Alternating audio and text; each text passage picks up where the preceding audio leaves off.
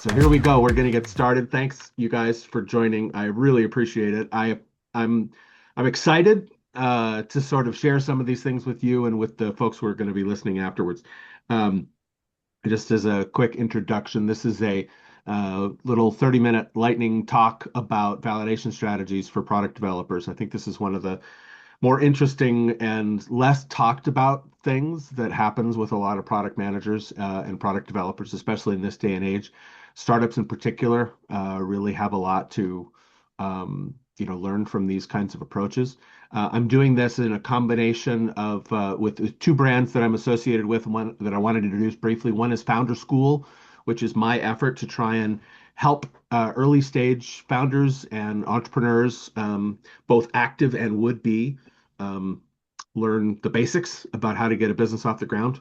I have been of the opinion that a lot of the founder education that's out there, such as it is these days, is a little bit outdated, and it's practical to have some more real world kinds of things. So that's what Founder School is all about.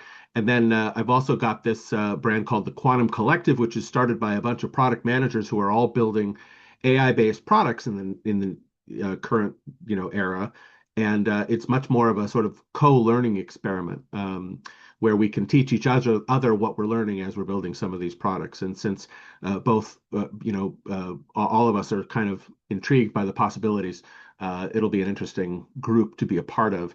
And we do regular podcasts and that sort of thing, breaking down and looking at apps that are both being built and are already finished. So hopefully that's useful to people to see. Let me give a little bit of an introduction of me, or of what we're going to talk about first.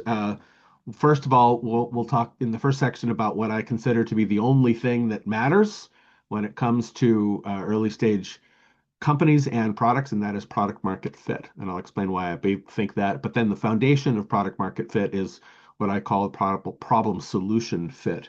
And upon that, sort of everything else kind of depends. We'll talk about that. And then we'll go into some specifics about a couple of things that I've learned about how to do strategies about validating your product and your business in the marketplace, both before you build it and as you're building it, and some of the specific campaigns that might be useful.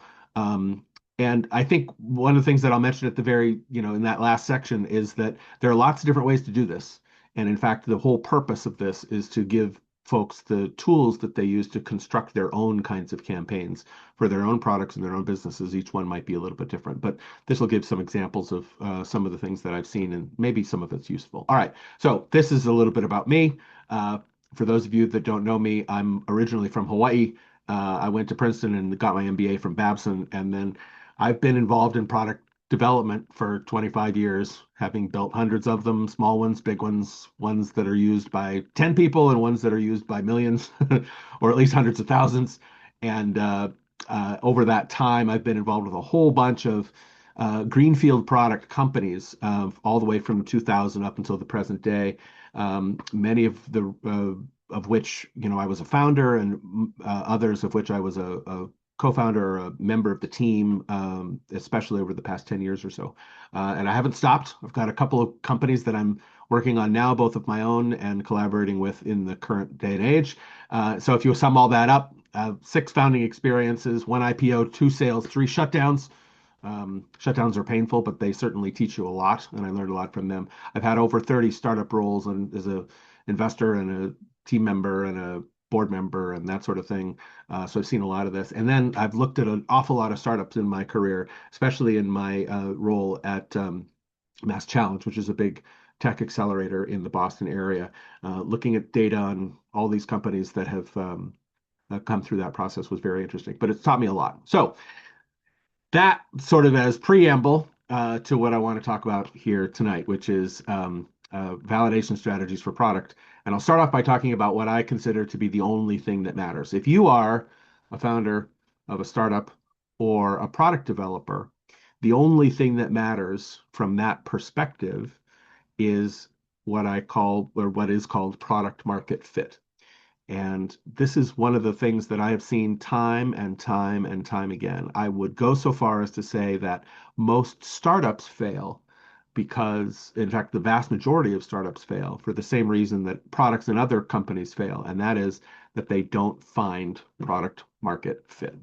It's not almost never because of poor execution or bad experiences or competition or anything else. It's because they don't find product market fit. Um, and I think that because that's so important, everything else related to new product development or new startup development getting off the ground is of secondary importance. So, as much as important as it is to have your finances ready and to be profitable and to be scalable and all these other sorts of things, if you don't find product market fit, then you don't have a company, you have a hobby. I was on a panel a week or two ago with a lawyer who was saying one of the things he tells people is that you can protect your intellectual property as much as you want, but if you don't have companies or customers out there to buy it, it won't really matter whether you're protected or not. So this is why products fail. But the definition of product market fit is actually a little bit hard to come by. And I use this quote from one of my sort of icons in the startup world, Mark Andreessen. He was the guy who started Netscape in the 90s. He was really kind of the prototype for the career that I wanted to build. We're more or less the same age, which is a little scary. But well, the way he defines product market fit is being in a good market with a product that can satisfy that market. Seems very simple, seems very straightforward, but I'll point out a couple of things in that definition that are relevant. The first is being in a good market. Doesn't mean being in a perfect market. Doesn't mean being in a great, big, huge, vast market. It doesn't mean being in a market that is has a lot of competition or a little bit of competition. The point is being in a good market. And what he means by good when he says that is one that is able to sustain the venture that you're a part of. So it's a good enough market is another kind of way of saying it. And the key here in finding product market fit is not to be in more than one market. Too often startups say, I could be this and I could be that. I could go after this market and I could go after that market. But one of the things that he says is that let's find product market fit with one market at the outset. And his strategy and vision has always been to build on top of that market once you've established that initial product market fit. The second thing he says is that you have to be in a market, have a product that can satisfy that market, not be perfect, not beat all the competition, to satisfy it. And what that means is that they're willing to use it and they're willing to pay you and they're willing to keep using it and they're willing not to quit. Satisfy is a relatively low bar, you know? And I think this is one of the other big definitions of product market fit that I use a little bit more informally, which is that when you get to the point where you have customers using your product, and I'm talking mostly about digital products, but this applies to regular products as well. If 40% or more of your customers, when surveyed or when asked, would be disappointed if your product went away, in fact, the more disappointed, the better, you started to achieve product market fit. So that's a very interesting rubric when people start saying, oh, don't take this away from me because it's something that I need. It's an important sign of product market fit. Now, 40% is a relatively high number, but it's not everybody. It's a significant, minority. The other thing that actually is a good definition of product market fit that I usually use when I'm talking to people, especially at the early stage, is when you start getting customers coming in to sign up for your product or to join you that you don't know where they came from. In other words, if they're strangers and they came in through some mechanism or some referral or some variety of marketing or exposure where you don't know where they are or where they came from, that's evidence of product market fit as well. Okay, so I'd like to define this at this level of detail because finding this is actually the primary purpose of a startup. Like I said, the only thing that matters. But getting there is actually really, really hard. And that's one of the deceptively simple things about this particular definition because product market fit is actually not just about your market. A lot of startups and founders get together and they say, or say when they're starting, hey, I've built this fantastic product. It is what it is, and all I need to do now is sell it. But one of the key pieces of product market fit is that there are two sides: the features that are on your product and the market that you're actually catering to. And sometimes the features in your product don't match the market that you are going after. So part of the process of finding product market fit is iterating. It's saying, how about this feature set with this market? That didn't work. How about this feature set with a slightly different market? All right. How about a different feature set with the slightly that kind of thing? So the point is to recognize that product market fit has two sides, and that all the features you think are really valuable to your market may not be valuable to that market. It may actually be only valuable to a segment of that market. If you've got 32 features and five of them are really, really critical to your market segment, that's an important piece of information to know. And I think part of the thing that we often do is we jump straight to the idea of product rather than validate whether our market wants those products, wants the features in that product first. So that's what I want to sort of get into a little bit tonight. The reason more new products don't find product market fit before running out of resources are because they start trying to find it too late. Most people try to start looking for product market fit after they've built their product instead of before. Now, this seems a little bit counterintuitive. How can you find product market fit if you don't have a product? And the quick answer that I make here is that most product buy decisions made by actual customers are not made with the product being in place. Every time I buy a product off of a SaaS product, for example, off of a marketplace, I'm looking at a website, I'm looking at testimonials, I'm looking at referrals, or not referrals, but features, I'm looking at pricing.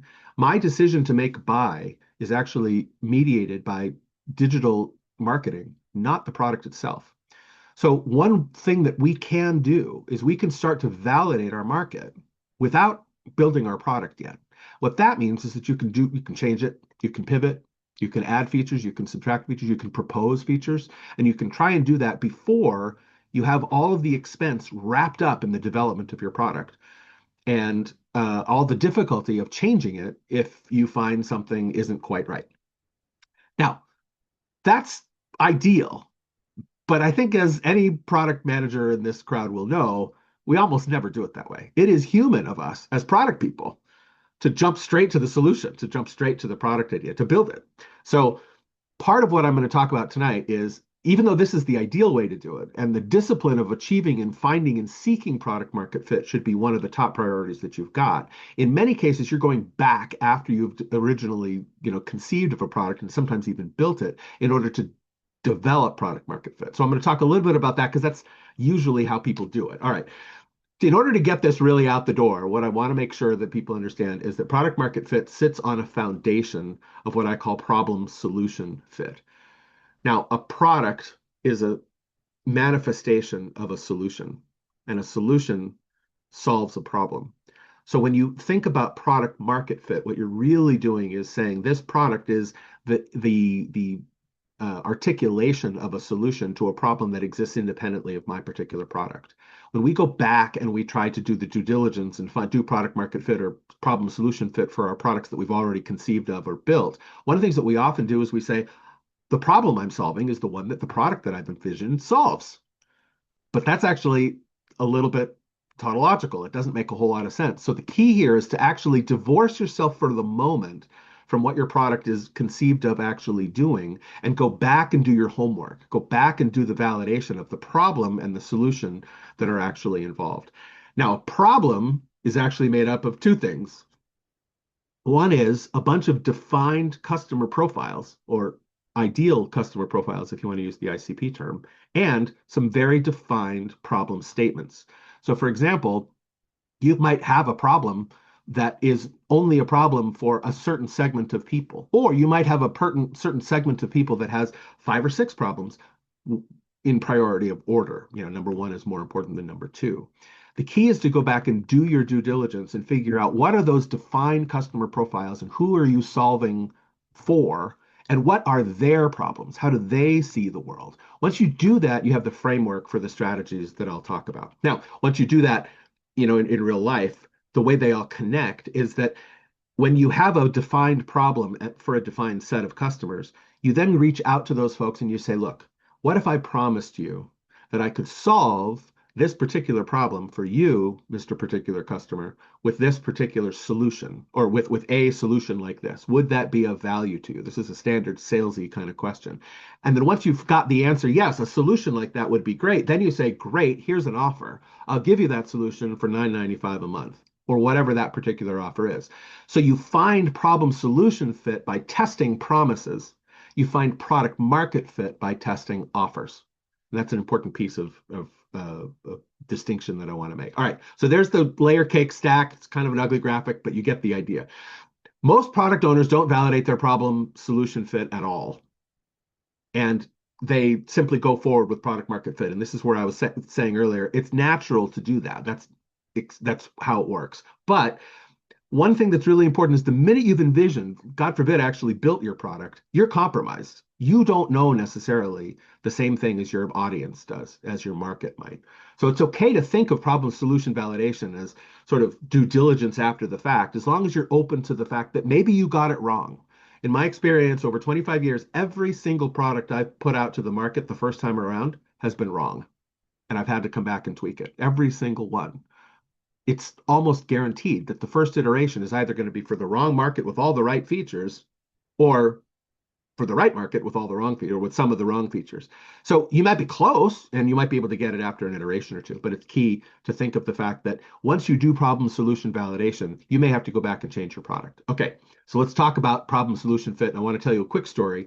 There's a fantastic story in the Innovator's Dilemma book, which is a very famous entrepreneurship book about the chocolate milkshake.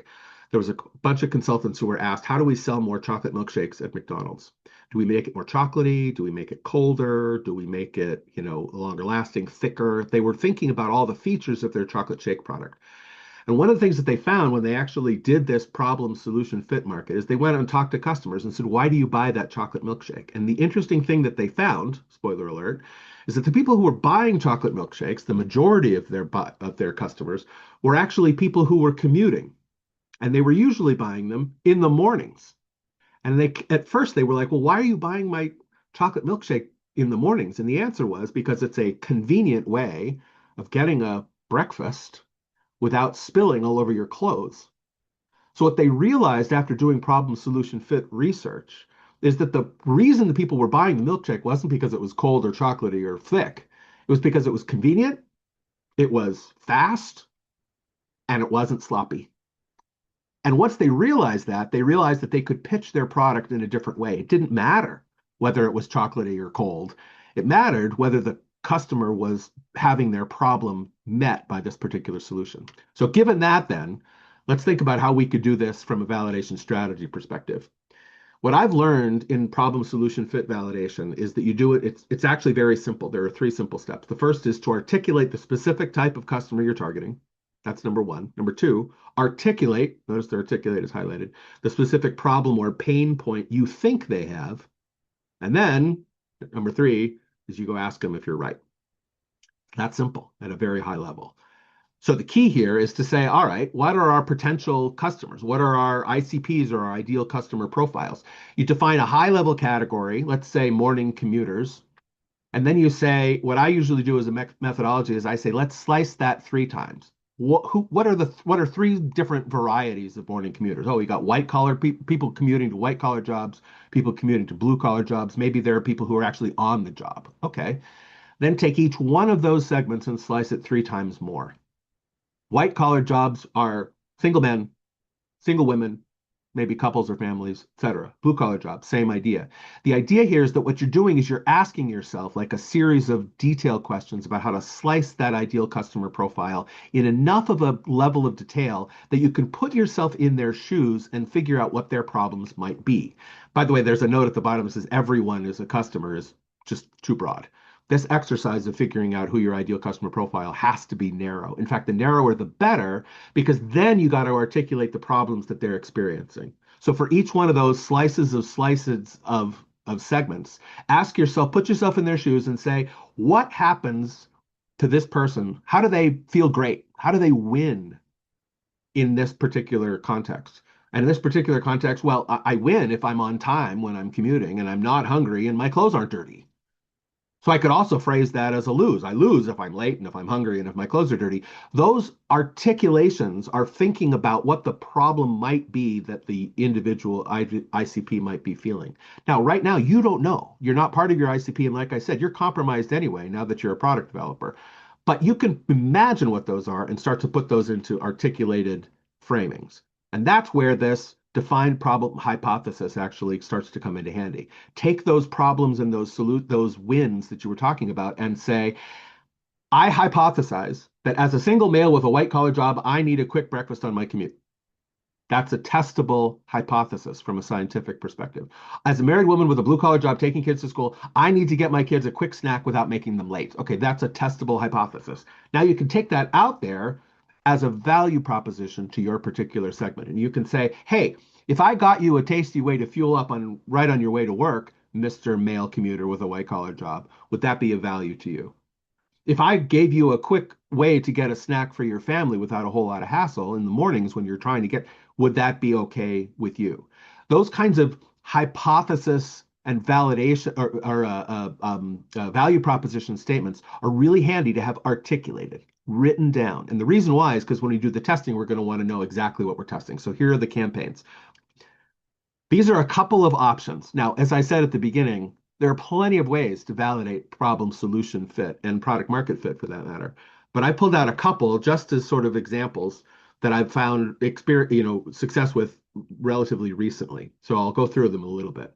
Here they are, okay? And these are the sort of ways that I've found to find problem solution fit.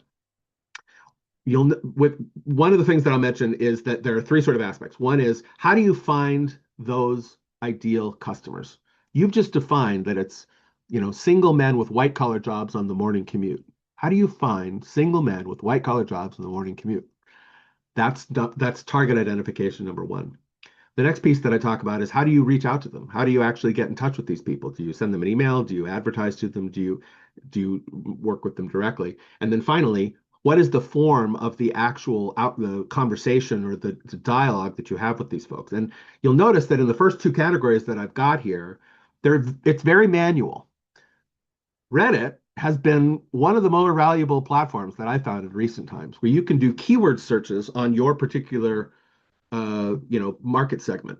So in the case of the McDonald's shake, it's McDonald's shake is a keyword, or easy breakfast, or you can start to find those things. You can start to decide, okay, what do commuters who fit my particular customer profile, what keywords could I use to find them on Reddit? And the nice part about Reddit is that it allows you to direct message these folks who just happen to be talking about the things that you're talking about. Now, you don't have any demographics on Reddit. You can't necessarily say who they are, but you can find what they're talking about. And that's an opportunity to reach out to them directly with a direct message. Hey, I saw this message that you were talking about. Um, how difficult it is sometimes to have enough sugar in your system by the time you get into work in the morning, et cetera, and then have one-on-one conversations. Actually sit back and say, hey, would you mind if I called you? Could I have 15 minutes of your time? Could I set up a Zoom call, et cetera?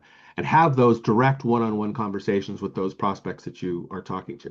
Now, that's not the only way. Maybe you've got some of those people in your network. Maybe you've got folks in your LinkedIn community. But the kicker here is that we want to be sure that we're not asking our friends or the people that we know, because they are inherently biased in how they give their answers. So I think it's really important to go into the community that you're trying to find, potential target customers for and talk to strangers. And that's why Reddit can be interesting, because you might be able to find people who fit.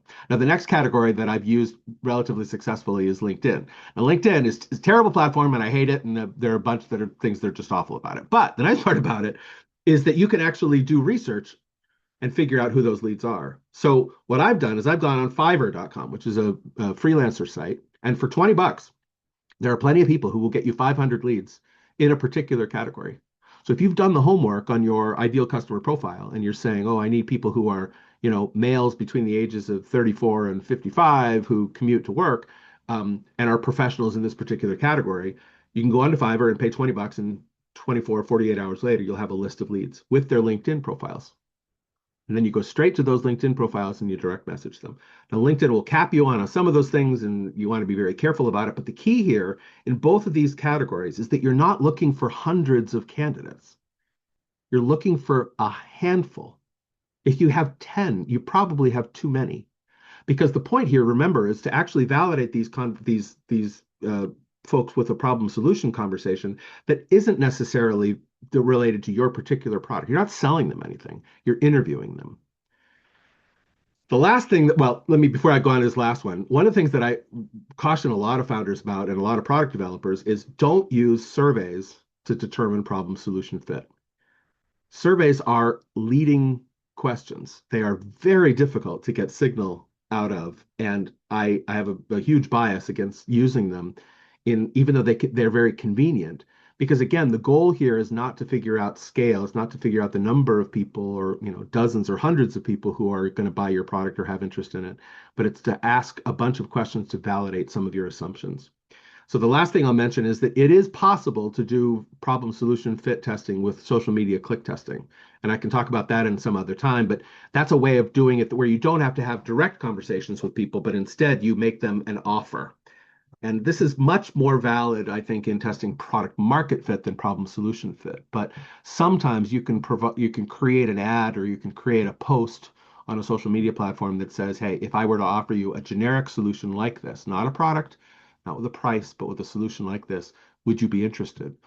And figuring out how to do that, I also have had a little bit of success with offering assessments or downloadables. In other words, take this assessment to see whether or not you are a good fit for this particular thing, or frame your your problem solution fit as a let's test to see how much of a fit you are with other people like you who are having trouble getting breakfast in the morning. So there are ways to do problem solution fit testing that are not, direct conversations, but they're a little bit harder to do and they're a little bit more difficult. But at some point, you want to get these folks onto a conversation or a chat of some kind in order to ask them the details. And that's where I was wanted to end, was to say, when you're having these actual conversations with folks and doing them live, as I say, is usually best, start very general. Don't ask them, hey, I've built this great product. Would you use it? That's a leading question, and that gets away from the idea of testing honestly whether or not they're having the problem that you're experiencing. So what I usually advise people to do is to, in those conversations, start very general. Tell me about what you do. Tell me about what you like about it. Tell me what you don't like. What are your biggest frustrations? What are your challenges? If you're doing a B2B challenge, what are your biggest worries? And don't worry if they say or talk about things that have nothing to do with your product or your solution, because the goal here is to figure out what actually is bothering them, what is out there, without you leading yourself to that by biasing the responses. So don't ask leading questions, ask open-ended questions at the beginning only, and take lots of notes. If you can get away with recording it, record it, because it'll be useful not only for you, but for the people who come after you and other people who need to know how that particular market thinks and acts. Last thing I'll say is once you've actually done those high-end sort of open-ended questions and established a bit of a rapport, it is appropriate, I've found, to actually introduce a generic solution and ask people's opinion about this.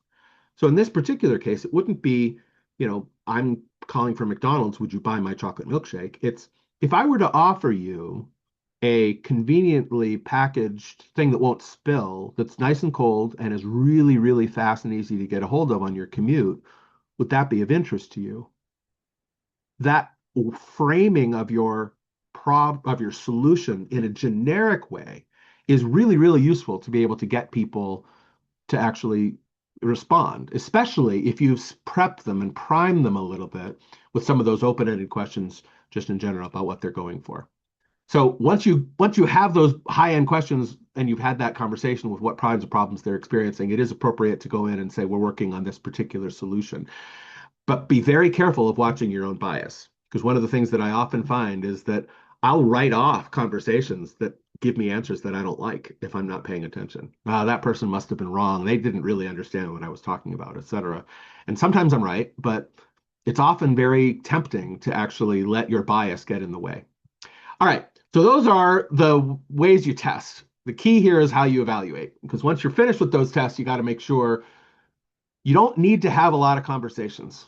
This is one of the things that I've learned is that if you have a half a dozen conversations, you'll start hearing the themes. You'll start realizing that some of the assumptions you made are right, some of the assumptions you made are wrong, and you'll very quickly come up with. This is why you don't need hundreds of people, you need a handful. You'll also hear about problems you hadn't thought about, and you'll hear about the way people think about the intensity of the problems they're having. This is really important to me. Yeah, that's not so much. You'll hear that almost immediately. This is my prediction. And you'll also hear, once you get into, especially into solutions, ideas and suggestions or objections to your particular generic solution that you hadn't thought of before. And if you factor those into your product, especially when it's relatively easy for you to change or pivot, you'll find that your product is actually more aligned to the market almost immediately because of what you're learning. So the summary here is this is a one-on-one kind of conversational, process. And finding the right people who are strangers, asking them general questions about what problems they're experiencing to try and test some of your hypotheses, and then get into a little bit of their feeling about how a generic solution would actually work can be one of the best ways of getting this kind of validation. Again, you don't need dozens or hundreds, you need a handful, and you'll start getting some pretty clear signal. That's my prediction. All right. And that is the end of my talk. So, as I said at the beginning, this is part of a broader series with Founder School, which is a service for people who are early stage founders and product developers who are getting their products off the ground. Be sure to check that out if you need more information, and certainly email me or contact me in any way if you need any other questions related to product market fit and anything else related to new product development or starting a company. All right, with that being the end of the official events and or comments, and with only a few minutes left, um, any questions? What do you guys think?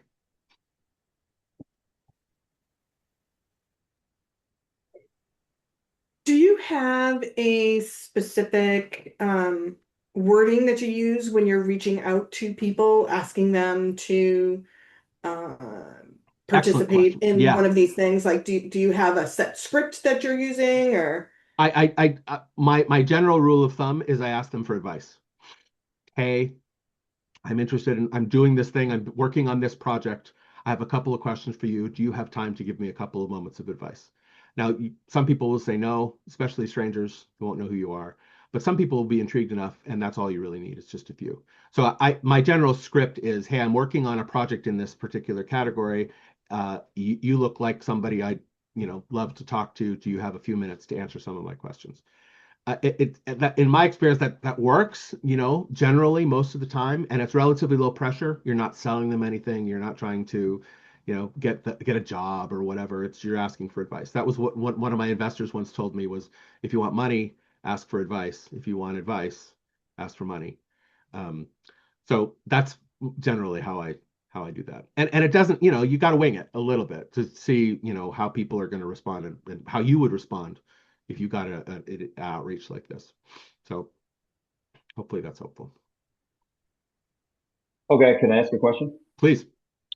Uh, so I think I did this backwards, looking at your graph there, and Everybody does, built by the way. Yeah, a I do too. built a product for myself that Yeah.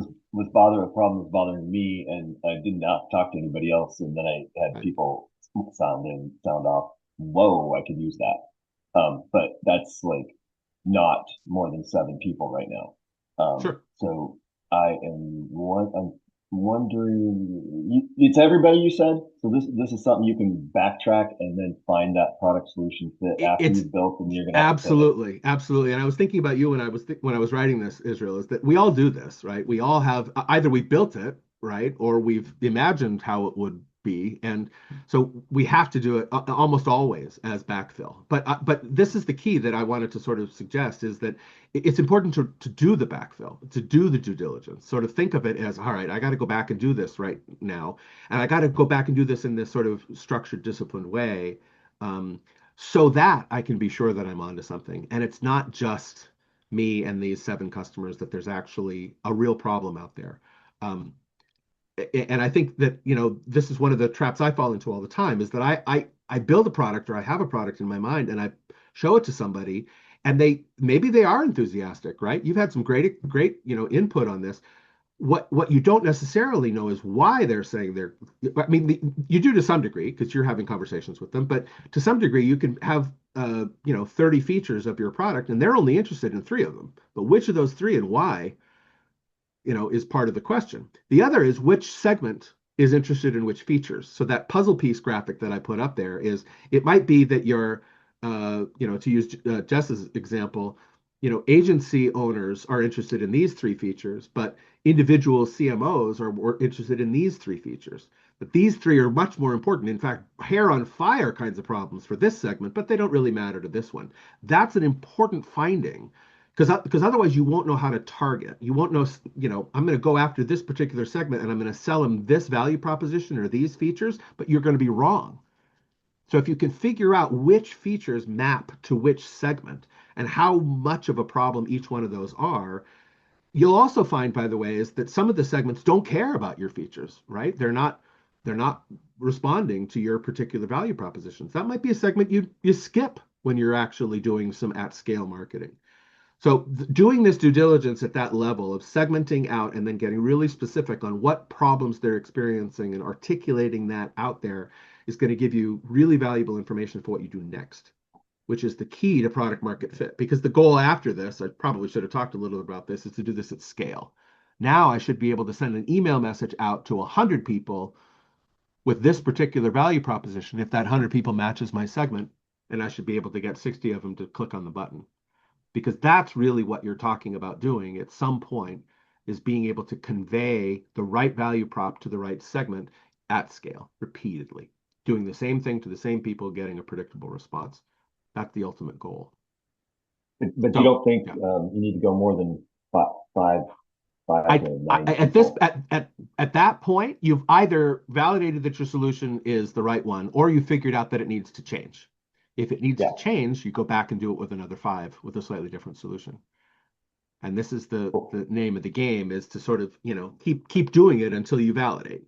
By the way, if you never validate, if you never find, the same people telling you the same thing, then that's teaching you something too, that you've got the wrong mix. So the key is not to validate features at problem solution fit. The key is to validate problems and generic solutions, not particular, user experience kinds of things.